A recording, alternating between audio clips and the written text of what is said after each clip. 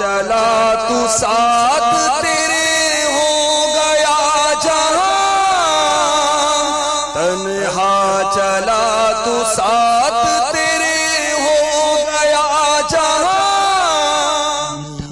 تیرا کلام ہے الیاس قادری، میٹھا تیرا کلام ہے الیاس قادری۔ الحمدللہ رب العالمین والصلاة والسلام علی سید المرسلین، اما بعد فاعوذ باللہ من الشیطان الرجیم، بسم اللہ الرحمن الرحیم۔ الصلاة والسلام علیک یا رسول اللہ، الصلاة والسلام علیک یا رسول اللہ، وعلی آلک واصحابک یا حبیب اللہ، وعلی آلک واصحابک یا حبیب اللہ، الصلاة والسلام علیک یا نبی اللہ، الصلاة والسلام علیک یا نبی اللہ، وعلی آلک واصحابک یا نور اللہ، وعلی آلک واصحابک یا نور اللہ۔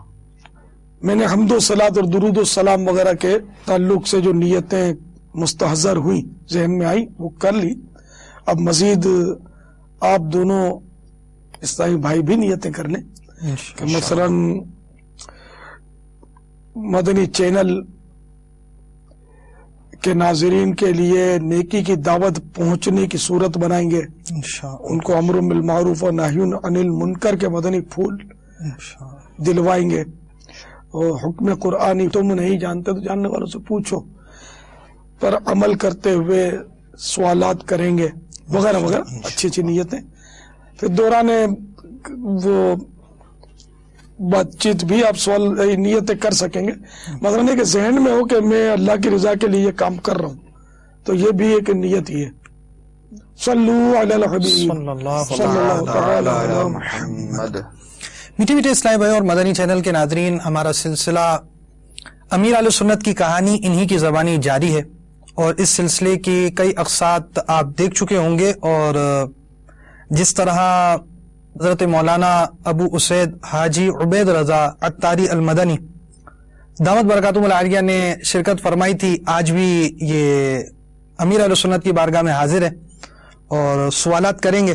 صلو علی الحبیب صلی اللہ علی محمد۔ میں نے تو یہ بھی دیکھا ہے نا، اگر کوئی مطالبہ کرتے ہیں مجھے فیضان سنت چاہیے تو اس کے لیے آپ نے کوئی فیس مقرر کی ہوئی ہے، یا تو آپ زبان سے فرما دیں یا پھر ایک لکھ کے رکھا ہوا ہے کہ اگر آپ روزانہ 2 دینے کی نیت کرتے ہیں تو آپ کو دی جائے گی، یا روزانہ آپ 4 صفحات مطالعہ کریں گے تو دی جائے گی، یا فلاں کتابیں اتنے عرصے میں آپ اسے مکمل کر لیں گے تو آپ کو دی جائے گی۔ حکمت عملی ہے، حکمت عملی ہے۔ فیضان سنت ظاہر ہے کہ بیش قیمت ہے، ہر ایک پھر مانگے تو ہر ایک کو دے نہیں سکتا نا، تو روز کے 2 درس دے یا اتنے عرصے میں پوری پڑھ لے، کچھ اپنے کو ٹائم پیریڈ ہو جائے نا، تو یہ حکمتیں ہیں سب۔ تو میں اپنے پلے سے نہیں بانٹتا، یہ وضاحت کر دوں ناظرین کو کہ میں کوئی ظاہر امیر کبیر تو ہوں نہیں، مجھے اسلامی بھائی دیتے ہیں تو پھر میں بانٹتا ہوں۔ اب تو لنگر رسائل کا ایک باقاعدہ سلسلہ چلا ہے، اور مکتبۃ المدینہ پر اسلامی بھائی اپنی رقوم جمع کرواتے ہیں، ان میں سے بھی اب زیادہ تر اب انہی میں سے بانٹتا ہوں، کیونکہ اب دوسروں کے تحائف ہم لے نہیں سکتے نا، سیکورٹی کی وجہ سے حفاظتی امور ان کو آنے نہیں دیتی نا، کوئی کتاب کوئی رسالہ، پہلے تو بنڈل باندھ کے اسلامی بھائی دے جاتے تھے مجھے، اب یہ سلسلہ ملاقات میں نہیں ہوتا کہ کوئی چیز اس طرح کی مجھ تک پہنچے، ایک کتاب بھی نہیں پہنچتی، رسالہ بھی نہیں پہنچنے دیتے، اور یہ درست طریقہ ہے کہ ہمارے ملک کے ایک صدر، پاکستان کے ایک صدر کے ساتھ ہوا تھا کہ ان کو ایک بچے کے ذریعے قرآن کریم پیش کیا گیا، حقیقت میں قرآن کریم نہیں تھا، اب وہ فوجی جنرل تھا، انہوں نے ان کو شک ہوا تو فوراً وہ کسی کو سونپ دیا، وہ قرآن کریم کا اوپر کا وہ شیپ بنا ہوا تھا، اندر میں بم رکھا ہوا تھا۔ آج کل تو گلدستے میں بم دینا ثابت ہے ہمارے ملک میں، گلدستہ پیش کیا اور وہ پھر پھٹا اور جس کو دیا اس کے چیتڑے اڑ گئے۔ یہ ہوتا ہے، مطلب دہشت گردی کے الگ الگ انداز ہے۔ اسی طرح ہمارے یہاں باب المدینہ کا واقعہ ہے کہ ایک بچہ کھیل رہا تھا باہر، ترکیب پوری وہ بنائی ہوگی نا دشمن نے، اس کو ایک زخیم کتاب دی کہ بیٹا اپنے قاری صاحب کو دے، اور قاری صاحب ٹارگیٹ پہ ہوں گے، تو قاری صاحب کو دے آؤ. تو وہ کتاب وہ خوش ہوتا, وہ قاری صاحب کو دی کتاب. قاری صاحب نے خوش ہو کر کھولا تو اس کا وہ آن ہو گیا. اصل کتاب تو تھی نہیں, کتاب کا تو صرف سر ورق ٹائٹل وغیرہ تھا, اندر میں بم رکھا ہوتا. اب وہ دھماکہ ہوا, قاری صاحب زخمی ہو گئے. تو یہ ہمارے ملک میں یہ طریقہ ہے, تو کسی کتاب کا بھی اعتماد نہیں کیا جا سکتا. لیٹر بم آتے ہیں, ڈائری بم آتے ہیں. ہمارے ملک میں چند پولیس افسران کو ڈائریاں بھیجی گئی, بائی پوسٹ بھیجی گئی غالباً. یہ باب المدینہ کا واقعہ ہے چند سال پہلے. اور ڈائریاں جہاں جہاں کھولنے میں آئی وہاں دھماکے ہوئے اور زخمی ہو گئے. غالباً زخمی کی اطلاع فوتگی کی نہیں ہے. تو اس لیے وہ کوئی چیز بھی, پانی کی بوتل بھی دم کروانے کے لیے مجھ تک نہیں آنے دی جاتی. کہ واٹر بم بھی ہوتا ہے, ڈھکن میں بم لگتا ہے اس کے, پانی میں کیمیکل ہوتا ہے ایسا کہ جو کیمیکل کھولتے ہی حرکت میں آئے اور وہ سب کچھ حساب کتاب پورا کر دے. حضور وہ تو صدر کا معاملہ تھا, یہاں تو کوئی مطلب صدر بھی نہیں ہے اور کوئی ایسا معاملہ بھی نہیں ہے, اور پھر ہر کوئی دیندار تو ہوتا نہیں ہے. اللہ رب العالمین پہ توکل بھی ہونا چاہیے. تو یہ توکل کے منافی نہیں ہے نا, اپنی حفاظت کا اہتمام. وہ مشہور حدیث شریف ہے کہ ایک صاحب اونٹ کے بارے میں عرض کیا, یا رسول اللہ میں اس کو باندھوں یا توکل کروں, کھلا چھوڑ دوں؟ ارشاد فرمایا کہ پہلے باندھو پھر توکل کرو. ماشاء اللہ. یہ توکل کے خلاف نہیں ہے اپنی حفاظت کا انتظام کرنا. میرے آقا صلی اللہ تعالی علیہ وآلہ وسلم امام المتوکلین ہے. ایسا توکل تو نہ کسی نے کیا نہ کرے گا. میرے آقا صلی اللہ تعالی علیہ وآلہ وسلم ایسے متوکل تھے, توکل والے تھے, اللہ پر بھروسہ کرنے والے تھے. مسجد نبوی شریف علی صاحب الصلاۃ والسلام میں آج بھی ستون حرس موجود ہے. اسطوانۃ الحرس, حرس مانے پہرا. تو حدیثوں میں کہ یہ اس جگہ بنا ہوا ہے کہ جہاں حضرت سیدنا مولا مشکل کشا علی المرتضی شیر خدا کرم اللہ تعالی وجہہ الکریم اور بعض اوقات دیگر صحابہ کرام سرکار صلی اللہ علیہ وسلم جب اپنے کاشان اطہر میں جلوہ گر ہوتے تو رات کو پہرا دیا کرتے تھے. ساری رات میں پہرا رہتا تھا تاکہ کوئی دشمن آ کر نقصان نہ پہنچائے. ورنہ تو یہ کہ وہ تلوار کے بغیر ہی جنگ کی جائے. سرکار نے بھی تلوار اٹھائی, صحابہ کرام بھی تلوار تیر اندازی سب کرتے تھے. تو یہ توکل کا یہ مطلب تھوڑی کہ بغیر تلوار کے دشمنوں سے وہ بھیڑ جائیں, تلوار کے ساتھ لڑتے تھے نا. تو یہ مطلب اس توکل کے خلاف نہیں بلکہ قرآن پاک پر عمل ہے. حکم قرآنی پر قرآن کریم میں خذو حذرکم, ہوشیاری سے کام لو. اور اس کے تحت لکھا ہے کہ دشمن کو اپنے پر موقع مت دو. سعد اللہ فاضل نے اس کے تحت خزائن العرفان میں لکھا ہے. اور اس پر یہ مسئلہ بھی نکالا ہے کہ ہتھیار رکھنا جائز ہے, بلکہ ہتھیار رکھنا سنت ہے. ماشاء اللہ. ہاں ہمارے یہاں بھی اس وقت کے قوانین, اب قوانین یہ کہ بغیر لائسنس کے ہتھیار نہیں رکھ سکتا. تو اب جن ہتھیاروں پر لائسنس لینا ضروری ہے وہ ہتھیار ہمارے ملک میں اگر کوئی رکھے گا تو گناہ گار ہوگا, کہ ذلت پر پیش ہوگا. وہ اس کو پکڑا جائے گا, پھر جھوٹ بولے گا, رشوت دے گا, کیا کرے گا, اپنے آپ کو تکلیف میں ڈالے گا, جیل کے سریوں کے پیچھے جائے گا. تو یہ سب توکل کے خلاف. اور جب تقدیر غالب آتی ہے تو لاکھ ہتھیار ہو, بڑی فوج اپنے گرد ہو, وہ حملہ ہو جاتا ہے اور مارا جاتا ہے بندہ. تو ہمارا بھروسہ بھی اللہ پر ہے, کوئی شک نہیں کہ حقیقی محافظ اللہ تعالی ہی ہے. لیکن یہ کہ چونکہ اس کی طرف سے ممانعت نہیں ہے تو اس لیے وہ تحفظ کا بھی انتظام ہے. اور تو پوری دنیا کا نظام ہے. خود ہمارے اپنے ملک میں وہ جو ڈیفنس کا بجٹ ہے سب سے زیادہ ہے میری معلومات کے مطابق. اور دنیا کا کوئی بھی ملک شاید نہیں ہوگا جس کے پاس وہ ڈیفنس کا نظام نہ ہو, فوج نہ ہو. تو یہ ساری کیا غیر متوکل ہیں. اور صحابہ کرام جو لڑتے تھے تلواروں کے سب غیر متوکلین تھے, نعوذ باللہ من ذالک. تو ایسا نہیں ہے. والد نے تعریف فرمائی نا توکل کی, کہ توکل جو ہے وہ ترک اسباب کا نام نہیں ہے. سبحان اللہ. ترک اسباب کا نام توکل نہیں, بلکہ اسباب تو ہوں لیکن اسباب کو فاعل حقیقی نہ سمجھے بلکہ اللہ تعالی پر نظر رکھے. اس طرح کی مطلب توکل کی تعریف بیان فرمائی ہے. نظر مسبب الاسباب پر رہے جو اسباب کا بھی خالق ہے. اچھا یہ بھی نوٹ کیا ہے کہ اگر کسی کے ہاتھ رنگے بھی ہوتے تھے، کتھئی رنگ والے ہوتے، ان کو آپ کوئی مخصوص پرچہ دیتے تھے. کسی نے یا کچھ پہنا ہوا ہوتا تھا، کوئی رنگ ٹائپ کا یا انگوٹھی یا کوئی، اس کو آپ کوئی الگ پرچہ دیتے تھے. وہ کیا تھے؟ مہندی بعض اسلامی بھائی لگا کر آتے ہیں بیچارے ہو، تو مرد کو عورت کی طرح مہندی لگانا جائز نہیں، عورت کی مشابہت ہے. تو ایسوں کو مہندی لگانے کا مسئلہ لکھا ہوا پرچہ ایک ایک کو سمجھانا ذرا دشوار ہوتا ہے بھیڑ کے وقت، تو پرچہ پیش کر دیا. انگوٹھیاں تو اکثر لوگ غلط پہنتے، غیر شرعی انگوٹھیاں پہنتے ہیں، اور یہ بیچارے سمجھتے ہیں انگوٹھی پہننا سنت ہے. حالانکہ انگوٹھی پہننا سنت نہیں ہے، صرف اس کے لیے سنت ہے کہ جس کو مہر لگانے کی حاجت ہو، اور اس میں بھی انگوٹھی کے وزن کی اور نگ کی اور قید ہے کہ انگوٹھی 4.5 ماس سے کم وزن چاندی کی ہو اور صرف چاندی کی ہو، اور اس میں ایک نگ ہو، نگ کا بھلے کتنا ہی وزن ہو، ایک نگ ضروری ہے، بغیر نگ کی بھی نہ ہو، ایک سے زائد نگ بھی نہ ہو. یہ مرد کی انگوٹھی کی بات کر رہا ہوں. تو یہ بھی ان کے لیے جیسے قاضی ہے، مفتی ہے، مہر لگائیں گے تو مہر لگانے کے لیے وہ سنت ہے ان کے لیے. لیکن اب مہر لگانے کا رواج بھی ختم ہوا. صحیح. تو اب جو اسٹیمپ لگاتے ہیں، مہر نہیں لگاتے، تو ان کے لیے بھی انگوٹھی سنت نہ رہی. لیکن یہ سب سمجھتے ہیں کہ سنت ہے.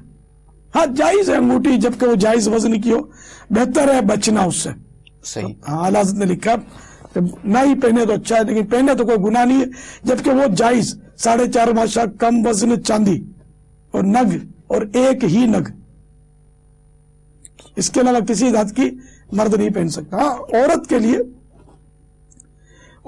لیے ایک سے زائد انگوٹھیاں جائز ہیں، سونے کی، چاندی کی، اور کتنا ہی وزن ہو، اس کی کوئی قید نہیں ہے. نگ کی بھی قید نہیں ہے، ایک ہو نہ ہو، زائد ہو نگ. مرد کے لیے یعنی وہ چھلے وغیرہ یہ سب چھلا کسی بھی ذات کا جائز نہیں ہے. چھلا مدینے سے آیا ہو یا اجمیر شریف سے آیا ہو، یہ جائز نہیں ہے. علاج کے لیے نگ علاج کے لیے بھی اجازت نہیں ہے. علاج میں اجازت کی صورت ہوتی ہے کہ جبکہ دوسرا کوئی علاج نہ ملتا ہو، اور تب جا کر بہرحال علماء سے پوچھ کر ہی وہ پہنے کہ مجھے کوئی علاج نہیں مل رہا، میں کیا کروں، اس میں عافیت ہے. تو یہ کہ علاج تو ایک سے ایک پڑے ہیں. چھلے چڑھا لیتے ہیں، کیا ہوا تو مجھے وہ پائلس ہو گئے، بواسیر ہو گیا، اس کا چھلا. تو یہ چھلے سے میں نے تو نہیں سنا کسی کے بواسیر جھڑ گئے. اس کے لیے تو وہ چھری تیز کرتا ہے سرجن، اس سے عام طور پہ جاتے ہیں. تجربہ یہی ہے آپریشن سے، وہ بھی جائیں تو جائیں ورنہ دوبارہ اگ جاتے ہیں. ایسا مزی مرض ہے، اور یہ تقریباً ہوتا ہے، یہ قبض سے زیادہ تر ہوتا ہے. اور قبض بھی آج کل بہت ہے لوگوں کو، کیونکہ وہ کھاتے زیادہ ہیں، وہ طرح طرح کے مرغن کھانے کھاتے ہیں، اور پھر وہ بیٹھ جاتے ہیں کھا کر یا سو جاتے ہیں کھا کر. ایک تعداد ہے جو رات کو 11-12 بجے کھاتی ہے اور سو جاتی ہے. اب پھر اب وہ تو کیا نہیں ہوتا ان کو، قبض تو ہوتا ہے. اور القبض ام الامراض، یہ محاورہ ہے کہ قبض بیماریوں کی ماں ہے. طرح طرح کی بیماریاں ہوتی ہیں بیچاروں کو. تو اللہ کرے گا ہمیں کھانا آ جائے. کھانا بھی نہیں آتا، نہ کھانا آتا ہے، نہ پینا آتا ہے، نہ بولنا آتا ہے، نہ دیکھنا آتا ہے. صحیح بات ہے، کچھ بھی نہیں آتا شریعت کے مطابق، اور طبی اصولوں کے مطابق بھی نہیں آتا. حضور ہمارا موضوع چل رہا تھا ملاقات کے حوالے سے. ایک اہم سوال اس حوالے سے کہ پہلی لائن لگ کر ملاقات کا جو صورت بنی وہ کب بنی؟ اس کا تو یاد نہیں ہے. بس میرے اصل شروع سے ہی میں ملنسار واقع ہوا ہوں الحمدللہ. تو بعض اوقات ایسا ہوا ہے کہ میں ملا ہوں تو کسی نے کہا کہ آپ سے ملنے میں بڑا مزہ آتا ہے، تو دوبارہ ملے تو میں یہ ہاتھ دبا کر ذرا وہ جھٹکا دے کر ترکیب سے میری ملنے کی عادت رہی. اب میرے کو اپنی ملنساری کو ریزرو کرنا پڑتا کہ جہاں میں نے کوئی لفٹ کرائی تو بس وہ لفٹ لائٹ کھڑی ہو گئی. ذرا پوچھو نا، ارے ماشاءاللہ بڑے عرصے کے بعد آپ کی ملاقات ہوئی، خیریت تو ہے، ٹھیک ہے آپ بھائی، کہاں تھے اتنے عرصے سے؟ اب جو میں نے لائن میں بھول سے کچھ پوچھ لیا نا، وہ اس نے، ارے میں نے پوچھا تھا بک تو، اب اس نے اپنی وہ تاریخ دہرانی ہے ساری پچھلی، اس لیے کہ وہ احتیاط کرنی پڑتی ہے ملنے میں. زیادہ ملنساری دکھانے سے بچنا پڑتا ہے نا. ملنساری تو ہمارے خاندان میں الحمدللہ. یہ منع تھے تو ایک اسلامی بھائی میرپور خاص سے ملنے آئے تھے میرے پاس. دعوت اسلامی کے اوائل تھے, بہت چھوٹے تھے, یہ نہ سمجھتے اس وقت. اب وہ اسلامی بھائی آئے میرے پاس, میں گھر پہ لے گیا. مسالن میں ہمارا گھر تھا ان دنوں لیاری میں. تو وہ لمبی لمبی لائنوں والا دور نہیں تھا وہ. تو ایک اسلامی بھائی میرپور خاص سے میرے پاس گھر پہ آئے ملنے کے لیے. میں گھر پہ میں نے بٹھایا ان کو. تو حاجی عبید رضا منع سے تھے اس وقت. تو یہ ان سے ایسے فری ہو گئے. پہلی بار ہی ان کو دیکھا تھا لیکن فری ہو گئے. ان کے کندھے پر ہاتھ رکھا اور ان کے گرد چکی گھومنے لگے. وہ میرے کو بولتے کہ حیرت کی بات ہے, یہ آپ کا بچہ ہے کیا ہے؟ میں نے ایسا مطلب ملنسار اور فری اور بے تکلف بچہ آج تک دیکھا ہی نہیں کہ پہلی ملاقات میں مجھ سے ایسا فری ہو گیا ہے, میرے گرد گھومے جا رہا ہے. یہ الحمدللہ یہ میرے چھوٹے غلام زادے, ان کو بھی آپ نے دیکھا ہوگا کہ ماشاءاللہ یہ بھی ملنسار ہے. اچھا, پھر یہ کہ میری بچی اسلامی بہنوں میں یہ بھی سب جانتے ہیں الحمدللہ بہت ملنسار ہے, اللہ کا کرم ہے. یہ ہمارے یہاں یہ ہے ایسا ملنساری ہے. پاپا شہزادہ ایک اللہ کی تو عطا ہے, یہ ملنساری اللہ کی عطا ہے.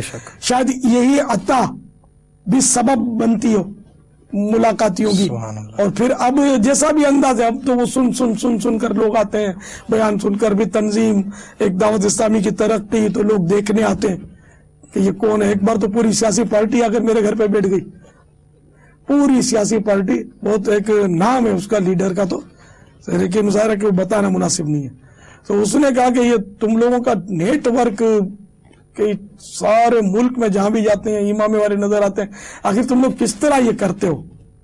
تو میرے کو بڑا شوق تھا کہ میں تم سے ملوں آ کر اور پوچھوں کہ یہ کیسے کرتے ہو. یہ تو الحمدللہ اپنا نیٹ ورک ایک بنا ہوا ہے. اب تو دنیا میں جال بچھا ہوا ہے اللہ کی رحمت سے, سنتوں بھرا جال. اللہ اس کو نظر بد سے بچائے. آمین. شہزادہ حضور کی ملاقات مدنی چینل کے ناظرین نے بھی دیکھی ہوگی, براہ راست بھی نشر ہوتی ہے اور اس کے بھی مختلف مناظر آپ دیکھتے رہتے ہوں گے. تو جو مدنی پھول امیر علیہ سنت نے دیے اس کی جھلک آپ بھی ملاحظہ کرتے ہوں گے. سوالات کا سلسلہ بہرحال ہمارا پھر بھی جاری ہے. پاپا آپ نے بھی فرمایا غلام زادہ, ہم تو شہزادہ بولتے ہیں, آپ غلام زادہ کہتے ہیں, یہ کیا مطلب ہے؟ اب میں میرے بیٹے کو شہزادہ بولوں, اس کا مطلب میں نے اپنے منہ سے بادشاہ بولا نا. شہزادہ میں نے شاہ کا بیٹا, تو یہ تو بادشاہ کا بیٹا, تو میں اس کو شہزادہ بولوں تو بادشاہ بنوں نا اپنے منہ سے. میں بادشاہ تو ہوں بھی نہیں, بادشاہ تو ہمارے ملک میں بھی نہیں ہے, جمہوریت ہے. تو صاحب زادہ بولوں تو میں صاحب بنا. صاحب کے معنی بھی جناب. حضور مفتی اعظم ہند رحمت اللہ تعالی علیہ کے تعلق سے میں نے پڑھا کہ چونکہ یہ حضرات تو خان ہیں, لیکن اپنے آپ کو خان نہیں لکھتے تھے, اپنے قلم سے خان نہیں لکھتے تھے, کیونکہ خان کے معنی بھی وہی صاحب اور وہی اپنے لیے وہ ایک عزت کا لفظ ہے. تو اپنے منہ سے خان کہنا بھی پسند نہیں کرتے تھے. آج کل تو جس کو دیکھو وہ اپنے نام کے ساتھ خان بھی لکھتا ہے اور خود کو صاحب زادہ بھی لکھتا ہے. اچھا, اور جناب والا شیخ بھی لکھتا ہے, اپنے آپ کو شیخ لکھ دے. شوق سے نام, کیا نام, تو اپنے نام کے ساتھ شیخ بولتے ہیں. شیخ بہت عزت کا لفظ ہے. تو یہ اب بولتے ہیں, مطلب وہ خیر ان کے سرنے میں. تو صاحب زادہ کہنا اپنے آپ کو یا اپنے بچوں کو صاحب زادہ کہنا جائز ہے, گناہ نہیں ہے. اپنے آپ کو خان لکھا یہ بھی جائز ہے, گناہ نہیں ہے. لیکن یہ کہ وہ اپنے منہ یہاں مٹھو بننے والی بات ہے. لیکن اب تو عوام کی خیر توجہ نہیں ہوتی اس پر, عرف ہے اپنے آپ کو صاحب زادہ کہنا, بچوں کو شہزادہ کہنا. تو اس لیے کوئی اس پر پکڑ نہیں ہے. لیکن میری اپنی سوچ ہے کہ میں ان کو صاحب زادہ نہیں کہتا, بچوں کو غلام زادہ, کہ میں آقا کا غلام اور آقا کے غلام کا یہ بیٹا. اس پر کوئی شرعی پکڑ بھی کیا ہوگی, سوچ ہے یہ. مدنی چینل کے ناظرین یا امیر علیہ سنت کی سوچ ملاحظہ کریں. آپ کا یہ جو ہمارا سلسلہ ہے اس سے آپ یہ دیکھیں کتنے مدنی پھول آپ کو سننے کو ملتا ہے کہ ہمیں اپنے لیے کیا لفظ استعمال کرنا چاہیے اور ہم انڈائریکٹ پتہ نہیں کیا کیا کرتے چلے جائیں گے. سوالات کا ہمارا سلسلہ بہرحال جاری ہے. جب آپ یہ اتنی طویل ملاقات ہوتی ہے, اس میں تھکاوٹ بھی ہوتی ہے. اب ایک بندہ ہنستا ہے تو آخر اسے پیٹ میں درد ہوتا ہے, ایک بندہ مسکراتا ہے تو اس کی بھی ایک لمٹ ہوتی ہے. مگر آپ کو دیکھا ہے کہ آپ ہنستے ہوئے تو الحمدللہ نہیں دیکھا, مگر مسکراتے ہوئے جو آپ کو مسلسل دیکھا ہے, جو بھی ملاقات ہے آپ نے مسکرانا ہے.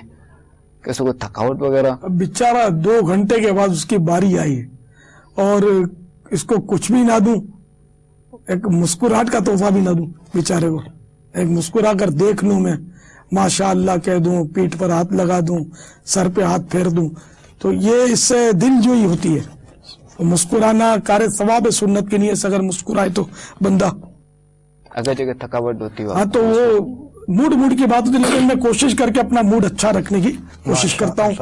اور کبھی کبھار یہ نوٹ کیا کہ مسکرانے سے یہاں تھوڑا درد محسوس کیا ہے معمولی سا, کہ مسلسل مسکرانے سے, لیکن میں زبردستی مسکراتا ہوں تاکہ بیچارہ یہ بڑی مشکل سے مجھ تک پہنچا ہے, اور اس کو ذرا میری شاید مسکراہٹ سے اس کی دل جوئی ہو جائے. کہ مومن کیا ہے, سامنے مسکرانا حدیث شریف میں صدقہ کہا گیا اس کو. جب آپ یہ دیکھا ہے کہ ملاقاتی کو جو تحفہ دیا جاتا ہے اس میں جو ہے اگر وہ کلیم شیو ہے تو اسے کالے بچو رسالہ دیا جاتا ہے.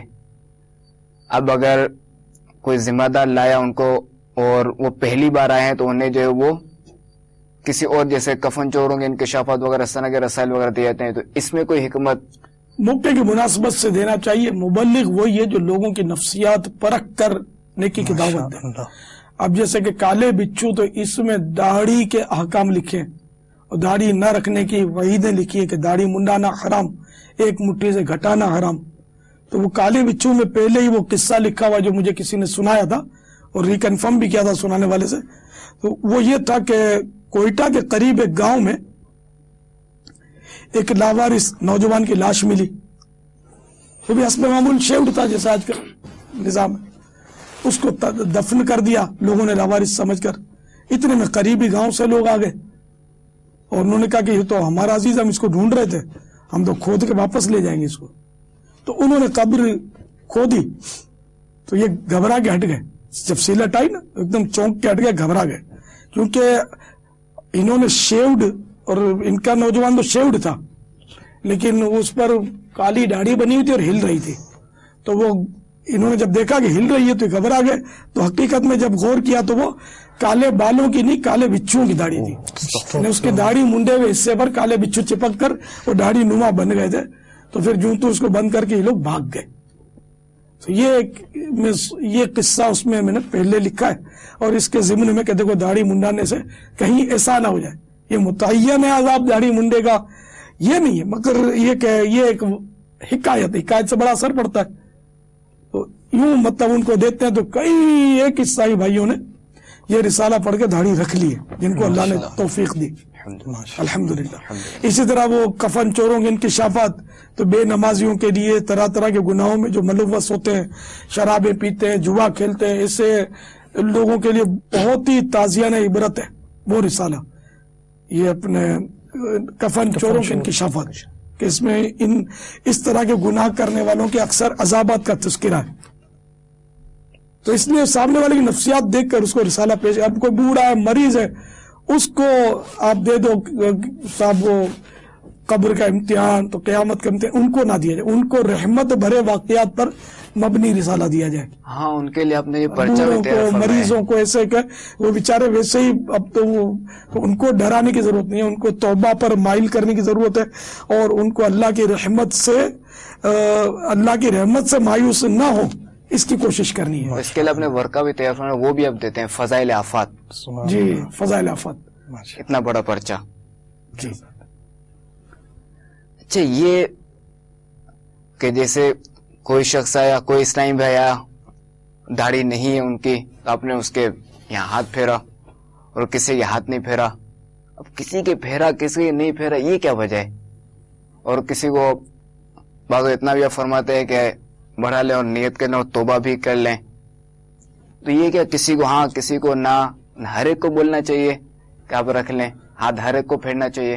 دیکھو, پہلی بار جو آئے نا اس کو آنے دینا چاہیے. کہ ہم اس کے پیچھے پڑ جائیں گے نا کہ داڑھی رکھو داڑھی رکھو, تو اسلام میں صرف داڑھی ہی ہے کیا؟ تو یہ ایسا ہوتا ہے کہ وہ پھر کترا کے نکل جاتے ہیں. یہ امکان ہوتا ہے کترا کر نکل جائے, دوبارہ ادھر کا رخ ہی نہ کرے, وہاں یہ تو کھینچ کے میری داڑھی نکالیں گے. اور اتنا وقت نہیں ہوتا کہ آدمی اس کو انفرادی کوشش باقاعدہ کر سکے لائن میں. تو اس لیے وہ کبھی کبھار میں پھیرتا ہوں ہاتھ. اب میری بھی عادت پڑ گئی اور عیسائی بھائی بھی بولتے ہیں, لیکن میں خود اب چاہتا ہوں کہ عادت نکل جائے تو اچھا ہے. اس کی وجہ کہ پھر وہ امرد بھی بعض اوقات آتے ہیں, ان سے تو ہاتھ ملانا بھی رسک ہوتا ہے، چاہے جائے کہ اس کے منہ پر ہاتھ پھرانا توبہ ہے نا. تو اس لیے وہ ہاتھ نہیں پھرانے میں کہ پھر امرت بھی مطالبہ نہ کرے، پھر میری نقالی دوسرے بھی کرتے ہیں، تو یہ سب کو یہ سیب بھی نہیں دیتا کہ وہ ہاتھ پھرائیں. ہو سکتا ہے کہ وہ غصہ کر جائے ہاتھ پھرانے جائے تو یہ اب دیکھا دے کہ یہ عام ہو گیا. تو اسلامی بھائیوں سے درخواست ہے کہ وہ چہروں پر ہاتھ نہ ہی پھرائیں. اچھا، اب اگر یہ ہے کہ اب جیسے ملاقاتیں طویل قطار ہے، اب اگر ظن غالب ہو کہ اس سے ہم اگر داڑھی رکھنے کی دعوت دیں گے یا اگر کوئی اس نے کوئی چھلا وغیرہ پہنا ویسے اتارنے کا کہیں گے تو یہ مان لے گا، اور اب ہم بولنے جاتے ہیں تو طویل قطار ہے، اب اس دوران کیا کریں؟ اگر ظن غالب ہے کہ اس نے ناجائز چھلا پہنا ہوا ہے، ناجائز انگوٹھی پہنی ہوئی ہے، اور ہم بولیں گے تو یہ توبہ کر لے گا، اتار لے گا، مان جائے گا، تب تو بتانا واجب ہو جائے گا 100 لائنیں لگی ہوئی ہوں، کیونکہ یہ امر مستحب ہے ملاقات، اور اس کو سمجھانا واجب ہے تو وہ سمجھانا ہی پڑے گا. ظن غالب عموماً ہوتا بھی ہے، کبھی نہیں بھی ہوتا ہے، کہ ایک تعداد ہے جن کو بولو تو بھی نہیں مانتے، سن کے چلے جاتے. سونے کی چین، لاکٹ، دھات کی چین پہن کر آتے ہیں تو یہ بھی اکثر نہیں مانتے، کوئی مان جاتے تو فوراً توڑ بھی دیتے. نہیں، وہ اس میں دیکھا ہے کہ آپ کو کہ ان کی کیفیت پہ ہوتا ہے، جیسے بعض سونے کی چین والے ہیں وہ اس وقت آنسو بہا رہے ہوتے ہیں، رو رہے ہوتے ہیں، ان کو آپ کہتے ہیں وہ فوری اتار کے پھینک دیتے ہیں، اور جیسا جذبہ، جیسا موقع. صحیح. تو یہ نیکی کی دعوت، اپنی ملاقات ہو یا بات ہو، سارے اپنے مدنی کاموں کا رخ مسجد بھرو تحریک کی طرف. سبحان اللہ. سب کو مسجد میں لانا ہے انشاءاللہ. ملاقات کر کے بھی الحمدللہ کئی سائیں بھائی نمازی بن جاتے ہیں. میٹھے میٹھے اسلامی اور مدنی چینل کے ناظرین، ہمارا سلسلہ جاری، اور جو بات ہوئی آج امیر اہل سنت کی ملاقات، آپ کے اپنے احساسات اور ملاقات کے انداز اور اس کے مختلف معاملات. یہاں میں ایک بات ضرور کہنا چاہوں گا. ایک اسلامی بھائی کا کہنا ہے کہ جسے نمازی بنا دو میرے ساتھ بھیج دو، میں اس کو نمازی بنا دوں گا. بھائی کیسے بنا دوں گا؟ میں اس کی ملاقات امیر اہل سنت سے کرا دوں گا. یعنی اس اسلامی بھائی کا یہ دعویٰ تھا کہ میں نے جس کی ملاقات امیر اہل سنت سے کروائی ہے وہ بے نمازی تھا تو نمازی بن گیا. یعنی یہ ایک ملاقات ہے، اس ملاقات کے اندر کہیں رسائل دیے جا رہے ہیں، کہیں اگر کوئی غیر شرعی کام دیکھا جا رہا ہے تو اس کی اصلاح کی جا رہی ہے. کوئی توبہ کر رہا ہے، کوئی نماز پڑھنے والا نہیں تھا تو نماز پڑھنے والا بن رہا ہے، کوئی داڑھی کی نیت کر رہا ہے، کوئی رسالہ لے کر جا رہا ہے، کوئی کیسٹ لے کر جا رہا ہے، اور امیر اہل سنت سے ملاقات کے اس مدنی کام کے ذریعے بھی نیکی کی دعوت عام ہو رہی ہے. آپ نے اس گویا مطلب یہ سمجھے کہ اس بات کو محسوس کیا، اور آپ بھی ملاقات کی ترکیب ہو سکتا ہے کبھی آپ کی بن جائے جب آپ مدنی قافلے میں سفر کر چکے ہوں اور آپ کی شناختی کارڈ کی ترکیب ہو، شرائط کا اعلان ہو، تو آپ بھی ملاقات کے لیے آئیں. میٹھے میٹھے اسلامی بھائی اور مدنی چینل کے ناظرین، آج کے سلسلے میں امیر اہل سنت کی ملاقات اور ان کے مدنی پھولوں کو آپ نے دیکھا کہ یہ ملاقات کس انداز سے نیکی کی دعوت عام کرنے کا ذریعہ ہے. آئندہ پھر نئے سلسلے کے ساتھ حاضری ہوگی انشاءاللہ عز و جل. مسجد اور تحریک جاری رہے گی، غیبت کے خلاف جنگ جاری رہے گی، محبتوں کے چور چغل خور چغل خور. صلو علی الحبیب صلی اللہ تعالی علی محمد. تنہا چلا تو ساتھ تیرے ہو گیا جہاں، تنہا چلا تو ساتھ تیرے ہو گیا جہاں. تیرا کلام ہے الیاس قادری، میٹھا تیرا کلام ہے الیاس